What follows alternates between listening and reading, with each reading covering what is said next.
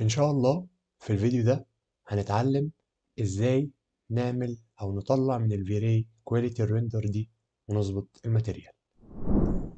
السلام عليكم ورحمة الله وبركاته، عاملين إيه يا شباب؟ معاكم مهندس محمد هشام من قناة اركيتكت محمد هشام. أنا آسف إن أنا بقالي فترة كبيرة قوي ما بنزلش فيديوهات على القناة، ولكن سامحوني لأن أنا عندي شغل وعندي حاجات تانية بعملها، فأرجو إن انتوا تسامحوني. تمام، ناس كتير يا شباب بتكتب لي كومنتات أو بشوف بوستات على الفيسبوك وعلى الجروبات. ناس كتير لسه لغاية دلوقتي ما بتعرفش تستخدم الفي وتطلع منه كواليتي في وقت حلو، وكمان يكون الكواليتي بتاع الصورة كويس واعرف اقدمه للعميل بتاعي او اقدمه كشغل ليا. ان شاء الله يا شباب النهاردة احنا هنطبق على ورشة، الورشة دي هتكون مطبخ، فيلا بينا نروح ونشوف الموديل بتاعنا. تمام يا شباب، قبل ما نبدأ عايزك بس تصلي على النبي وتكتب لي في الكومنتات لو انت عايز تتعلم اي حاجة بخصوص الريندر او الديزاين، وان شاء الله انا اقدر افيدك فيها واقدر اساعدك. زي ما انتم شايفين يا شباب ده الموديل بتاعنا كده، خلينا نعمل هايد للوول بتاعنا. ده كده الموديل بتاعنا او المطبخ بتاعنا. ده كان موديل موجود على الانترنت، انا حملته وعملت فيه شوية تعديلات، زودت هنا مثلا كرسي وعملت الاضاءة، ولكن الموديل ده يا شباب مش انا اللي عامل له ديزاين، هو موجود على النت. تمام يا شباب، قبل ما نبدأ دايما بحب أنصح أي حد بياخد معايا كورس في السكتش اب أو بيشتغل في ال 3D عامة، إن أنت تقسم الفايل بتاعك لتاجز، إن أنت تفضل تعمل تاجز كده، بحيث إن أنت لما تحب تعمل هايد مثلا للوول أو ترجعها تاني، كل حاجة تبقى بالنسبة لك سهلة ومريحة. يعني أنا هنا زي ما انتم شايفين مقسم عندي الويندو، لو خفتها كده هتلاقي الويندو اللي هنا اتشالت، بضغط عليها تاني بترجع، ونفس الكلام للحيطان بخفيها وبرجعها، وفي نفس الوقت في أي حاجة عندي في المشهد بتاعي. تمام يا شباب، أول حاجة هنعملها إن إحنا هنظبط البوزيشن بتاعنا. أهم حاجة في الصورة طبعا يا شباب عشان نطلع صورة واقعية إن إحنا نبتدي نظبط البوزيشن بتاعنا. طيب دي هنظبطه إزاي أو هنعملها إزاي؟ أول حاجة خلينا نرجع الحيطان ونروح عند أداة السكشن، ناخد اللي إحنا عايزين نعمل سكشن في الحيطة دي. طيب هقول له اوكي، هختار السكشن بتاعي وهحرك السكشن شوية لقدام مثلا كده، وهاجي عند السكشن اعمل له سيلكت وادوس كليك يمين وادوس الاين فيو. كده يا شباب انا خليني قصاد الموديل بتاعي بالظبط، فابتدي اتحرك بالبكرة بتاعت الماوس لقدام عشان اعرف امشي كده، وابتدي اجيب علامة الهاند وابتدي اظبط البوزيشن بتاعي، وابتدي اشوف الوضع المناسب او الوضع اللي انا عايزه للصورة بتاعتي، هل كده هيكون تمام او مناسب ليا ولا لا. طيب انا شايف كده تمام، ممكن مثلا اعمل زوم اكتر تبقى كده تمام. انا شايف ان السين دي كده هايلة، هروح عند اد سين وادوس البلس بحيث ان السين دي دايما تبقى موجودة عندي ما يحصلهاش حاجة. ده كده اول حاجة احنا عملناها بنجاح، ان احنا عايزين نعمل صورة أو المشهد بتاعنا نظبطه. دلوقتي تعالوا نبتدي في مرحلة إن أنا أدي الماتيريال وأظبط إعدادات الريندر بتاعتي عشان أطلع الفاينل ريزلت اللي أنا أبقى مرضي عنها. فممكن نروح نفتح الفي-راي. تمام يا شباب، أول ما بفتح الفي-راي عندي طبعا سيبكم، بروح عند علامة السيتنج اللي هي دي. طيب أول حاجة ببص عليها إيه؟ أول حاجة لازم أتأكد إن أنا بستخدم كارت الشاشة بتاعي في عملية الريندر. ده لو انت الكارت الشاشة بتاعك قوي. لو حالة ان كارت الشاشة بتاعك مش قوي والمعالج بتاعك هو اللي اقوى، استخدم السي بي يو عادي. طيب الاختيار التالت ده او التاني اللي في النص ده بيعمل ميكس ما بين الاتنين، ما بين الجي بي يو اللي هو كارت الشاشة بتاعك والسي بي يو. طيب انا عامة بحب افضل الار تي اكس بتاعي، كارت الشاشة ار تي اكس، ودايما بختاره ان هو يكون ار تي اكس، بستخدم كارت الشاشة وبشغل البروجريسيف ريندر مخليه دايما اون. والكواليتي دلوقتي احنا هنخليها ميديوم، مش هنعمل فيها اي حاجة، مش هنخليها هاي او هنخليها لو، احنا بس هنخليها دلوقتي ميديوم. نبتدي نروح اول اعداد عندي الكاميرا. عندي اول حاجة في الكاميرا هنا بتأكد ان انا عندي هنا التايب ستاندرد، عندي الاستيريو ما مفتحوش، عندي الاكسبوجر خليه شغال. هنا مثلا يا شباب ممكن اظبط الاكسبوجر بتاعي واخليه 11. بس كده ده بالنسبة للكاميرا. دلوقتي هنقفل الكاميرا ونروح عند حاجة اسمها ريندر اوتبوت. طيب ريندر اوت بوت ده يا شباب، ده المسؤول عن الصورة اللي خارجة لي، ده اللي بيظبط لي مقاس الصورة وبيظبط لي الفريم اللي فيه الصورة. فمثلا أنا دلوقتي شغال إن الصورة بتاعتي الويدث والهايت مقاسها 800 في 450، وشغال الريسبكت ريشيو بتاعي 16 ل 9 وايد سكرين. طبعا أنا مش هشتغل في المشروع ده 16 ل 9 لأن أنا مش عايز الشاشة دي كلها تطلع لي أو الصورة دي كلها سين، لا أنا عايز بس الحتة اللي فيها المطبخ هي اللي تطلع لي. فابتدي أدوس عليها كده واشوف ايه اللي انا ممكن اختاره. فمثلا عندي 1 ل1 سكوير، طيب انا اخترتها ومفيش فرق. طيب تعالوا نشوف لو احنا فعلنا السيف فريم. زي ما انتم شايفين يا شباب هتلاقي ان هو عمل لي جزء هنا كده يمين وشمال. لو انا عملت زوم كده انا شايف المطبخ بشكل احسن من المشهد الاولاني اللي انا كنت حاطه، وشايف ان انا كده شايف جزء كبير من الارضية وشايف كل الموديل بتاعي اكتر. فممكن نقرب اكتر لو احنا عايزين، وممكن نظبط الوضع اكتر كده، ممكن بالكاميرا شوية واعمل ابديت سين. هندوس ابديت، هيعمل لي ابديت على السين خلاص اللي انا خدتها. تمام نرجع تاني للفيري. طيب هنا انا اخترت 1 ل1 سكوير، وزي ما انتم شايفين لما انا غيرت ال1 ل1 سكوير ايه اللي حصل؟ قال لي الايمج الويتس بتاعتها والهايت اتغيرت، بقت 450 في 450، ده عشان انا شغال 1 ل1. طيب احنا دلوقتي ممكن نخلي 450 دي 800 وهتتحول تلقائي 800 في 800. طبعا دي مش الاعدادات النهائيه يا شباب اللي بخرج بيها الصوره بتاعتي، ولكن دي الاعدادات اللي انا بستخدمها في مرحله تظبيط الماتيريال والاضاءه، لان انا دايما بحتاج اشوف الماتيريال والاضاءه شكلها بقى عامل ازاي في المشهد. فدايما بستخدم الاعداد ده كده بيخلي الريندر يبقى بسرعه وبينجزني. تمام يا شباب انا كده خلصت الريندر اوتبوت لغايه دلوقتي، مش هعمل حاجه تانية. ممكن كل اللي انا هروح اعمله، انا عايز في السيتنج زي ما انا هنزل عند حاجه اسمها ماتيريال اوفر، وادوس ان هي تبقى متفعله. تمام انا كده مع فعلت الماتيريال اوفر، ممكن اروح اعمل تيست ريندر واشوف الدنيا شكلها عامل ازاي. تمام يا شباب زي ما انتم شايفين كده الريندر لسه مخلص، بس انا عايز اقول لكم على حاجه. انا المفروض مفعل ان الماتيريال كلها اللي في المشهد تبقى الماتيريال كلها اوفر رايد، اللي هي ما بقاش كأن مفيش ماتيريال في المشهد عندي. طيب الإضاءة دي جاية منين؟ بالظبط الإضاءة دي جاية من السكشن اللي أنا عملته، جاية من ورا، جاية من ورا الكاميرا. طيب عشان نتجنب الحوار ده أو نتجنب المشكلة دي بنعمل إيه؟ بنروح عند علامة البوكس ده كده وبنختار سيكشن اللي احنا عاملينه اهو، هلاقي اسمه هنا، وهدوس كليك يمين هيتفتح لي، وهدوس على اوبشن، هدوس على العلامة اللي في النص وهقفل ده وهقفل ده. تعالوا كده نروح دلوقتي نجرب نرندر ونشوف الشكل هيبقى عامل ازاي. تمام يا شباب زي ما انتم شايفين في فرق ما بينها وما بين الصورة اللي فاتت. هنا دلوقتي مفيش إضاءة جاية ضاربة في الكراسي، هي الإضاءة جاية لي من ناحية الشمال، والإضاءة دي لأن في فتحة أنا فاتحها ومخلي إن في إضاءة تخش من هنا، فتحة أنا اللي فاتحها قصدها. طيب دلوقتي كل حاجه ماتيريال اوفر رايد، مفيش حاجه فيها ديتيلز، مفيش ماتيريال باينه، وانا اصلا ما اديتش ماتيريال. بس انا بقول لك ان انا مفعل الحاجه اوبشن اسمه ماتيريال اوفر رايد. طيب تعالوا دلوقتي نخلي مثلا ان الازاز ده ما يبقاش الماتيريال اوفر رايد ويبقى هنا في ازاز اصلا.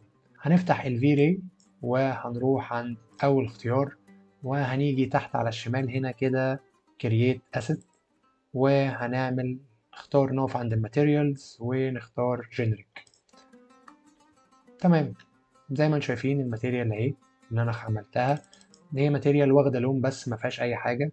ممكن انا اسميها بالاسم اللي انا عايزه، انا هنا عشان بحب اسهل على نفسي وفي طريقه الشغل فهسميها زجاج، فنكتب زجاج وادوس انتر. طيب زي ما انتم شايفين يا شباب جايب لي على اليمين هنا الخصائص بتاعه الماتيريال دي عامله ازاي او شكلها ايه. فهاجي ادوس على الكولر هنا وهعمل حاجة اسمها هشتغل من 0 to 255 وهخلي اللون اسود وادوس اكس. تمام هروح عند الريفلكشن وهزوده على الاخر وهقفله، وهروح عند الريفلكشن وهزوده على الاخر. زي ما انتم شايفين يا شباب دي ماتيريال الازاز. زي ما انتم شايفين الماتيريال الازاز اتعملت بسهوله، وهي اصلا ماتيريال سهله على طول ممكن تتعمل. طيب هاخد دلوقتي الماتيريال بتاعت الازاز بتاعتي يا شباب، وهروح عند الازاز اللي هنا وهعمل بيك. بس قبل ما اعمل البيك اتاكد الاول ان انا مختار الازاز بتاعي كويس، وهديله الماتيريال وارجع تاني للبوزيشن بتاعي. تمام. تعالى دلوقتي نلغي بقى ان الازاز ده او الماتيريال بتاعت الازاز دي ما تبقاش اوفر رايد، يعني لما رندر الاضاءه تخش عادي من الازاز ده. هختار الازاز بتاعي وهنزل تحت خالص، هلاقي اوبشن اسمه كان بي اوفر رايد، وهلغي الصح من عليه وبس. تعالوا دلوقتي نرندر ونشوف الشكل عامل ازاي. تمام يا شباب، زي ما انتم شايفين لما لغيت او عملت ماتيريال الازاز وخليت ان الاضاءه تخش، او لغيت ان الماتيريال الازاز ما تبقاش اوفر رايد، الإضاءة دخلت ونورت لي الفراغ بتاع المطبخ زي ما انتم شايفين من هنا كده. تمام. أنا دلوقتي إيه اللي ممكن أعمله تاني؟ أنا ممكن أروح أظبط بس حاجة في الإعدادات بتاعة الشمس، فهروح عند علامة اللمبة دي اللي هي اللايت، وهدوس على الصن لايت. هعمل إيه؟ حاجة بسيطة جدا، هاجي عند الانستنسي مالتبلاير وهخليها 0.5، وهخلي السايز مالتبلاير بتاعتها 20. تمام.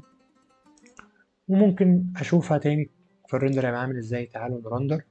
تمام، الاضاءه بقت اخف. زي ما انتم شايفين هنا الاضاءه في الصوره اللي فاتت كانت هنا الدنيا لاسعه قوي او فاقعه قوي. دلوقتي انا شايف ان في تدرج، يعني شايف ان هنا ممكن يكون في ارض، بعد كده ادي خط السماء باين، وادي السماء زرقاء، في ديتيلز اكتر وممكن تبقى احسن.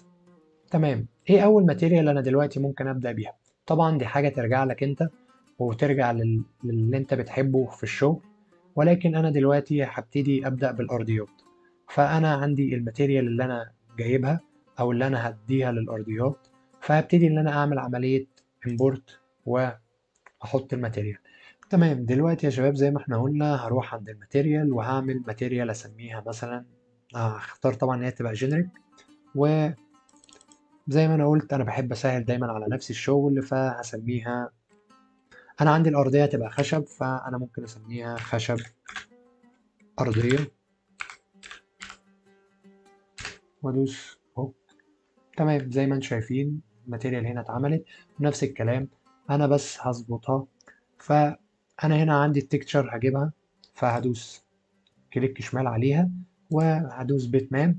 هنا يا شباب زي ما انتم شايفين هبتدي ان انا اختار الارضيه، ادي الماتيريال بتاعت الارضيه بتاعتي، هبتدي ان انا اختارها وهدوس اوبن. انا دلوقتي الفيري اللي انا بستعمله ده فيري 6. لو انت الفيري بتاعك اقدم من فيري 6، لما هتدخل التكتشر بتاعتك هنا هتكون تقريبا نون او ار جي بي، انا مش متذكر الحقيقه. تمام. فدايما وانت بتدخلها خليها دايما على الار جي بي، بلاش تبقى نون.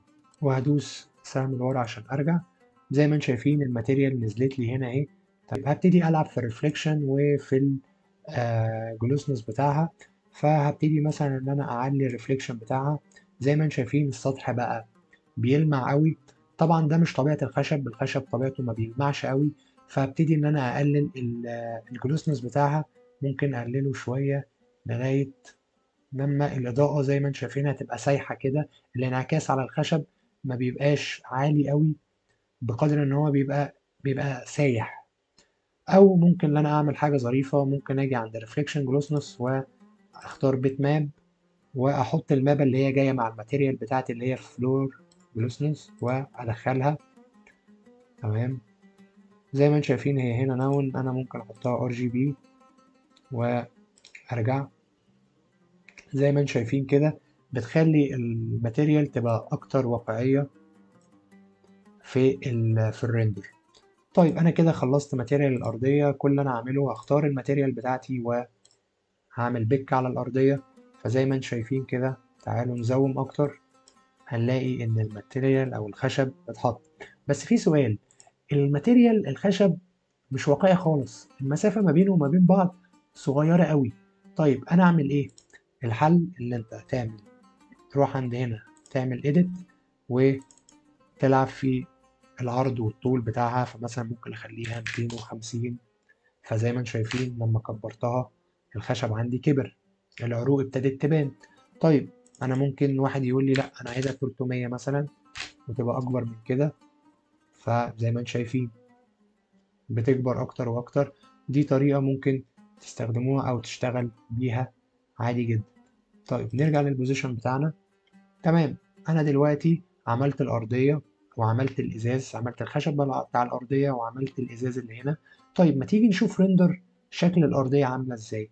بس قبل ما نعمل ريندر هنروح عند الماتيريال بتاعة الخشب وهنلغي اللي هو كان بي اوفر رايت عشان يظهر معايا في الريندر. تمام يا شباب، زي ما انتم شايفين الريندر خلاص خلص والارضية محطوطة. آه، تمام. طبعا يعني الأرضية محطوطة وشكلها جميل، ولكن لسه أكتر، لسه عايزين الإضاءة نلعب فيها أكتر. لسه ممكن حاجات تتغير قدام على حسب ما أنا شغال. ولكن كل اللي أنا ممكن أعمله دلوقتي اللي أنا هروح هنا عند علامة اللايرز وهعمل نيو لاير أو كرييت نيو لاير وأختار الإكسبوجر. طيب الإكسبوجر ده فايدته إيه يا شباب؟ بعلي منه إضاءة الصورة. فممكن مثلا أمسك كده وابتدي أعلي المشهد بتاعي. طيب واحد يقول لي طب ما انت عليت المشهد كده، الاضاءه اللي جايه من الشباك انا مش شايف حاجه بره، مش شايف اي ديتيلز بره. اقول له انت ممكن تمسك الهايت بيرن كده وتبتدي تقلله، هتبتدي تشوف في ديتيلز بره بدات تبان اكتر. ممكن اعمل الماتيريال اللي انا هديها للحيطان. فهنروح دلوقتي نفس العمليه يا شباب، هدوس على كرييت ماتيريال وهختار ماتيريالز وهنروح عند جينيريك. عمل لي الماتيريال، انا هنا ممكن اسميها دهانات الحيطة، أو ممكن نروح نحط مابة لو عندي مابة بره هستخدمها. طيب أنا هنا عندي الوول ريفليكشن ده اللي احنا هنستخدمه، فممكن اللي أنا أستخدمها عادي جدا المابة دي. هرجع زي ما انتم شايفين هلاقي إن الماتيريال نزلت لي هنا اهي. ممكن ألعب في الريفليكشن بتاعها، هعليه على الآخر. طبعا مفيش حيطة هيبقى الانعكاس بتاعها كده أو دهان الانعكاس بتاعه هيبقى صريح أوي كده. فهبتدي إن أنا أقلل الجلوسنس بتاعه شوية. تمام، وهبتدي أختاره وأروح على كل الحيطان اللي عندي وأدي الماتيريال بتاعتي. زي ما انتم شايفين يا شباب نفس المشكلة، السكيل بتاع الماتيريال صغير قوي على الحيطة. فالحل اللي أنا أروح لنفس الفكرة قائمة إيديت اللي هنا، أكون عامل بيك على الماتيريال اللي أنا بختارها وألعب في الإعدادات بتاعته. فمثلا ممكن تكون 250. أنا شايف إن كده النتيجة مرضية قوي بالنسبة لي، وممكن نروح نشوف الريندر هيبقى عامل إزاي. تمام يا شباب، زي ما انتم شايفين الماتيريال بتاعت الحيطة هي نزلت. ممكن ناس ما تعجبهاش الماتيريال دي وممكن ناس تعجبها، ولكن افتكروا دايما شباب ان انا هنا اهو في الورشة دي انا بجرب، دي حاجة مش هتتعمل على الحقيقة. فدايما انا عندي حرية الاختيار وحرية التعبير. تمام، دلوقتي احنا كده عملنا ماتيريال الارضية والازاز والحيطة. ايه اللي ناقص تاني؟ اللي ناقص عندي ان انا اعمل الماتيريال بتاعت الكابينت بتاعت المطبخ، وهدي هنا الماربل بتاعي والخشب اللي هنا على الكراسي والرجول المعدن والمعدن برضو او الفريم اللي حوالين الازاز. تعالوا نعملهم بشكل سريع.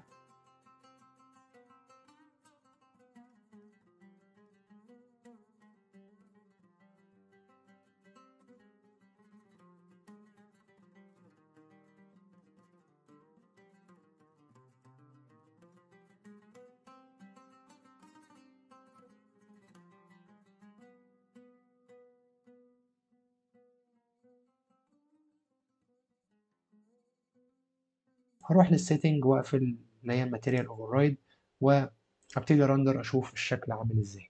تمام يا شباب زي ما انتم شايفين. طيب انا شايف ان ده الوقت المناسب بدء قبل ما نكمل في الماتيريال انا ممكن اروح اظبط حاجه في الاضاءه.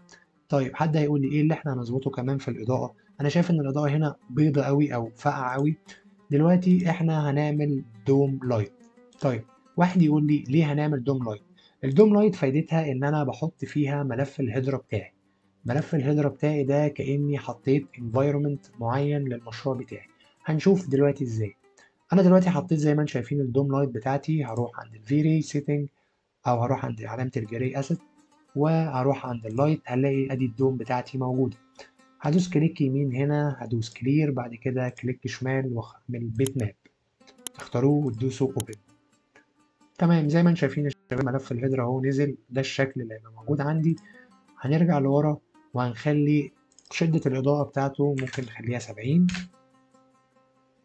زي ما انتم شايفين يا شباب الإضاءة قوية جدا، ولكن خلينا نشوف في الريندر شكلها هيبقى عامل ازاي.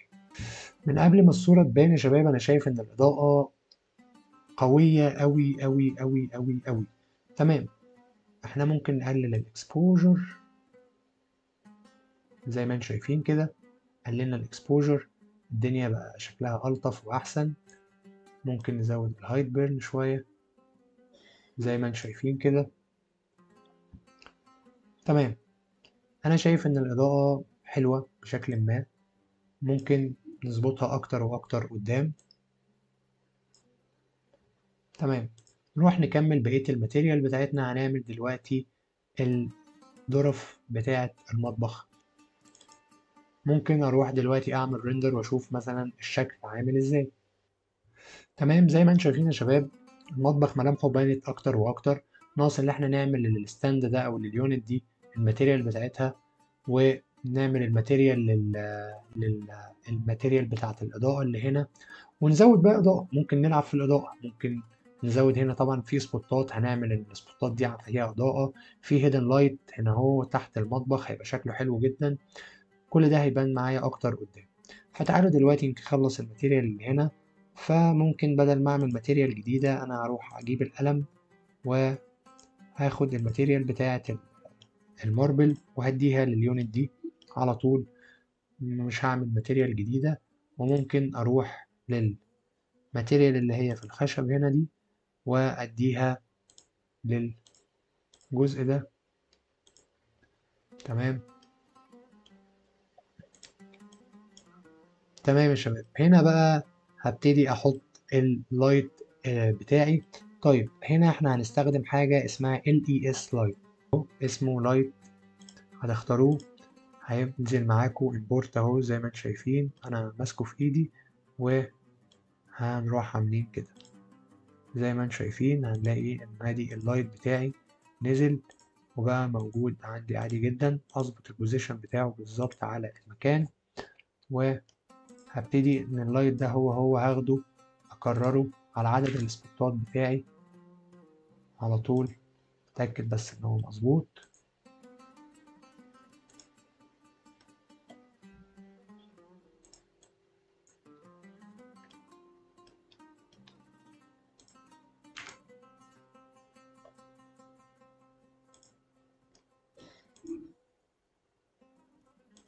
تمام، اروح عند السيتنج واروح عند الاضاءة. هلاقي ادي اللايت بتاعي موجود هنا.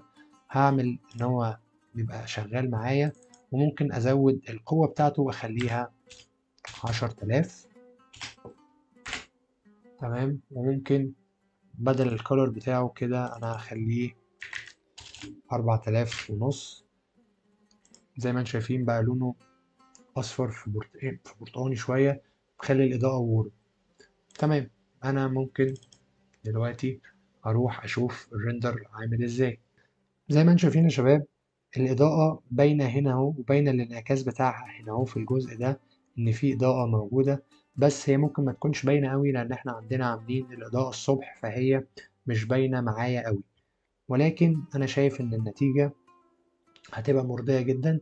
دلوقتي احنا ممكن نوقف الريندر ونروح نعمل الهيدن لايت اللي هيبقى موجود في الستارة اللي هتبقى موجودة هنا وتحت الظرف بتاعة المطبخ.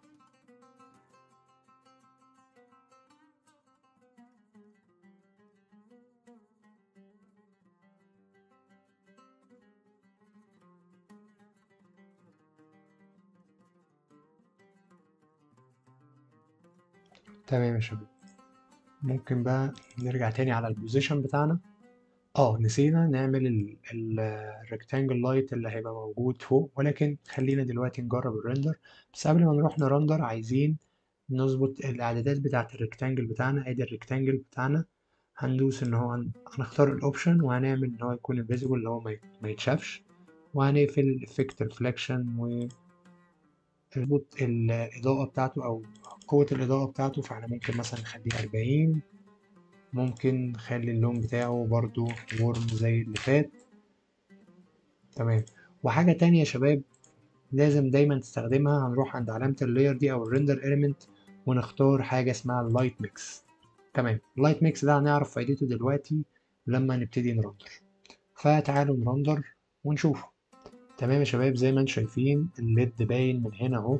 ممكن ازود القوة بتاعته اكتر واكتر، فعشان كده انا ضفت حاجة اسمها اللايت ميكس هنختارها، هي ظاهرة لي هنا اهي. اللايت ميكس دي يا شباب بتعمل ايه؟ دي فيها كل الاضاءة اللي موجودة عندي في السين. مثال، انا دلوقتي عملت الليد لايت اللي هنا ده، خلاص انا مثلا عايز اخد الصورة بس ما يكونش فيها الليد لايت ده. هل اروح اشيله واعمل ريندر تاني وساعتها انا ببقى برندر بكواليتي عالية فهتاخد وقت اكتر؟ لا، انا بمجرد ما بحط اللايت ميكس وباجي هنا اهو بشوف الريكتانجل بتاعي، اعمل عليه كده تشيك زي ما انتم شايفين الاضاءة اتشالت، واعمل عليه تشيك تاني بترجع. ده في كل الاضاءات اللي موجودة عندنا في السين. فمثلا لو جيت قفلت، زي ما انتم شايفين لو ملاحظين في الجزء ده كده هتلاقوا ان السبوت اللي هنا ده برامي اضاءة هنا، انا دلوقتي بقفله كده، انا قافله كده، انا فاتحه كده، قافله كده، فاتحه. زي ما انتم شايفين الاضاءة حتى في السبوت باينة. طيب نعمل ايه كمان عشان الاضاءة نحس بيها؟ ممكن اجي عند الريكتانجل لايت اظبط بس ان هو يبقى وورم تاني. زي ما انتم شايفين اتغير بقى لونه برتقاني شوية، ونروح هنا خليها 4500 للورم التاني او اللايت التاني، ونيجي هنا اهو لل... للسبوت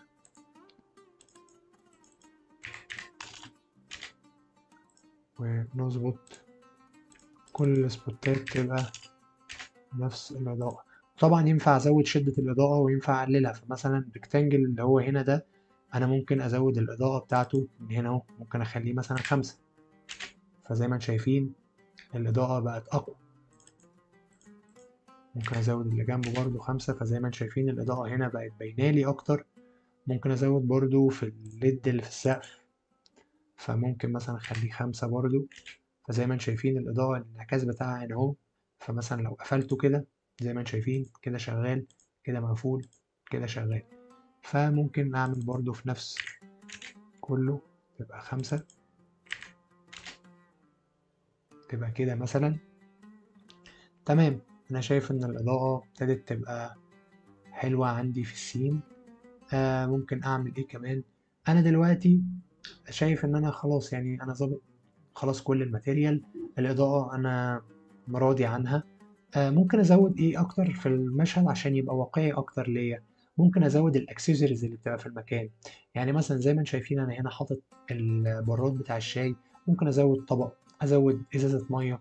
كل الحاجات دي بتخلي المشهد بتاعي اكتر واقعية. فانا هحط الاكسسوارز وارجع لكم. تمام يا شباب، زي ما انتم شايفين زودت شوية اكسسوارز للمكان عشان اعرف احس بالفراغ اكتر ويزودوا لي الواقعية اكتر في المشهد. فيلا بينا نرندر ونشوف الشكل هيبقى عامل ازاي. تمام يا شباب، الريندر خلص زي ما انتم شايفين. طبعا شايفين حاسين بالمكان اكتر. طبعا خلي بالكم يا شباب، احنا لغايه دلوقتي احنا لسه ما حطيناش ابعاد الصوره اللي هتترندر كام في كام، ولا حطينا الكواليتي. احنا كل الكواليتي اللي احنا شغالين عليها ميديوم. زي ما انتم شايفين انا لو عملت زوم قوي هتلاقوا ان الدنيا مبكسله، ولكن النتيجه انا شايفها ان هي حلوه قوي، والكواليتي حلو وينفع كبروبوزل لو انت عايز ريندر سريع توريه لحد، او تاخد عنه فيدباك. طيب دلوقتي انا شايف ان احنا خلاص خلصنا اغلبيه الحاجات. مفاضلش دلوقتي غير ان انا ادي الاعدادات النهائيه اللي انا بستخدمها ذات نفسي في شغلي. ولكن يا شباب الاعدادات دي الريندر بتاعها بيطول شويه، ولكن صدقني لو انت عايز كواليتي حلو استحمل او استنى، وفي الاخر هتشوف كواليتي حلو جدا. فتعالوا اقول لكم يا شباب الكواليتي اللي انا بستعملها في الصوره هتبقى عامله ازاي او السيتنج. اول حاجه زي ما قلنا ان احنا عندنا الار تي اكس وهنشغل البروجريسيف ريندر وهنعلي اعلى حاجة نخليها هاي او هاي بلس لو انت عندك هاي بلس، وهنشغل حاجة اسمها V-Ray Denoiser فهنشغلها. والريندر اوتبوت انا شايف يا شباب عشان تطلع كواليتي محترم من بداية 1500 في 1500 تقدر تقول ان الصورة كده هتبقى فعلا الكواليتي باينة والديتيلز باينة ومش هتضيع مجهودك في الارض. اخر حاجة يا شباب هنعملها وهي في الديزنوزر هنا هنخلي ان الفيري البريست بدل ديفولت هنخليها ميلد. تمام، ونرندر.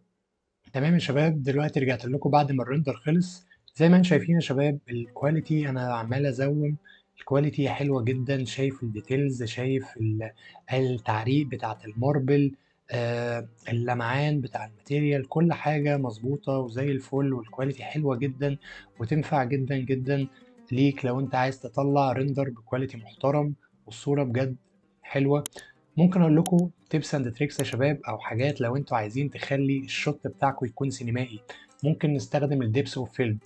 فمثلا انا ممكن اجي اقف هنا كده واجيب اجي شويه يمين كده. تمام، مثلا واعمل شوت سينمائي. طيب حد يقول لي شوت سينمائي ازاي واستخدم ازاي الديبس اوف فيلد؟ هاجي اروح عند السيتنج واروح عند الكاميرا، هلاقي عندي حاجه اسمها الديبس اوف فيلد. هشغلها وافتحها كده واجيب علامة الايم او السهم ده. تمام، بس اجيب بس ده كده شوية واجيب علامة السهم ده، ومثلا اقول البوينت دي هي اللي انا عايز الكاميرا تبقى مركزة عليها، والجزء اللي ورا ده هو اللي انا مش عايز الكاميرا ما تكونش مركزة عليه. وهزود التغبيش شوية بتاع الديفوكس، هزوده، ممكن اخليه كده واجرب اعمل تيست ريندر. زي ما انتم شايفين يا شباب هي لسه الصورة ما خلصتش الريندر بتاعها، ولكن شايفين الفوكس لما انا اخترت ان هو يركز لي على البوينت اللي هنا دي، هو الكاميرا مركزة على الاجسام اللي هنا دي والكوباية والكوباية دي والازازة، وعاملة على كل الحاجة التانية فوكس او ان هي مش مركزة عليها.